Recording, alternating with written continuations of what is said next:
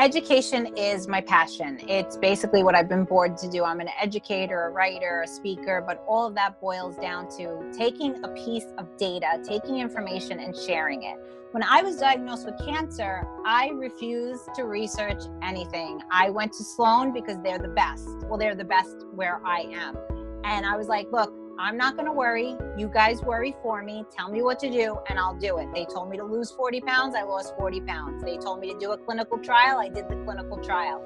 I basically found an expert and wanted them to move me through the process. And that worked for me, but that doesn't work for everyone. Not everyone has a Sloan. So I feel that there's a huge gap in education because if you Google, let's face it, if you have a cold and you go on WebMD, you're booking your funeral, right? Because you're going to look at WebMD and it's going to be like, oh, that's not good. So the last thing you want to do with cancer is Google it, okay? Because when you start Googling things, there is no limit to the information you're going to get, and 99% of it is not going to apply to you. You're going to see stuff about a different type of cancer or a different, everything is different. So the best thing that people can do is to find others who have experienced cancer. So for me, not only did I have Sloan and trust them, but Sloan connected me with a woman who had been through the process, and she was my Sherpa. She basically taught me how to survive chemo, how to understand what a report says, how to understand what blood work meant. And she was there for me 24/7 via text. So in a lot of ways, I try to do that for others.